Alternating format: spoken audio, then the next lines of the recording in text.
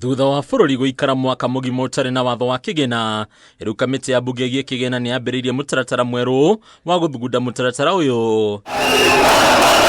Na kuona mũtaratara wa kĩgĩna wa mwaka mũhĩtũku nĩguo wacũngĩrĩirie bũrũri kũrika mĩrũrũngano-inĩ ĩrĩa yacũngĩrĩirie gũkanjwo kwa mendekithia mothe marĩa maheanĩtwo. Mwaka ũyũ ambunge na rũhonge rwa kĩgĩna makoneka kwĩhũga kũrehe mawatho mangĩcũngĩrĩria ũng'ethanĩri mũnene. No anyiti itemi matinaga mendekithia matiganĩte marĩa matarĩirie nĩ marabatara gũcenjio kana gũthengio biũ. Kwa mũhiano mendekithia ma kweherio kwa indo imwe gĩkĩro-inĩ kĩa zero rating kĩrĩa kĩhotithagia acithondeki gũcokerio mahĩa ma gĩcunjĩ 13% harĩ igoti rĩa VAT, kũrĩa rĩu athondeki a indo matarĩcokagĩrio mbeca ici kuona marekĩrwo gĩkĩro-inĩ gĩa tax exempt. They'll move from being exempted and they'll now be subject to VAT, and what then happens is that the developers will seek to move this cost to the consumers who are the Kenyans.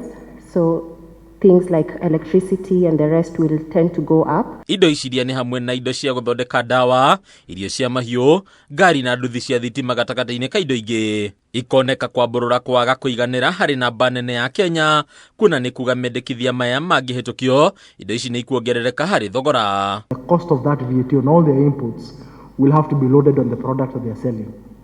So the ultimate intention of making this product as efficient as possible for purposes of hitting the market and to allow us to move as a country in accordance with our commitments to reduce our emissions as a country, to green our transportation sector in particular, it will become more difficult. Ũndũ ũngĩ ũthonjeirio na njĩra nene nĩ mendekithia magwĩtĩkĩria rũhonge rwa ũngania wa magoti rwa KRA kũingĩraga akaunti-inĩ cia Kenya na ene makambuni na gũthuthuria mĩgendere yacio ya kĩmbeca, ũndũ ũrĩa ũgwetetwo gũthiĩ mũgarũ na watho. There's a big concern now that there's a proposal to delete this provision and what it would mean for taxpayers, particularly when it comes to the processing of the information and particularly sensitive information relating to clients and to businesses, and whether there is appropriate systems in place to handle all this information securely.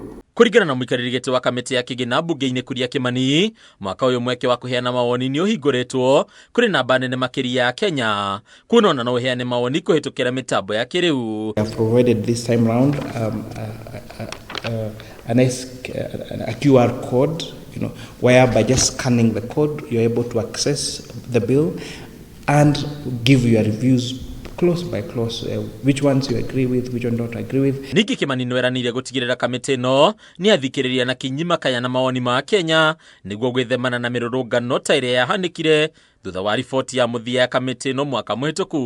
We will not just have the traditional KICC meetings because there's not many people who have the time to leave their workplaces and physically go to a physical location to give their views. And this time around, we're using technology to make sure that as many views of Kenyans as possible actually reach the National Assembly and informs our report and the decision that this committee and hopefully the National Assembly will take on these particular two matters. Hadunia Kameme TV, Retora Koni Bataru, wa Mwagi.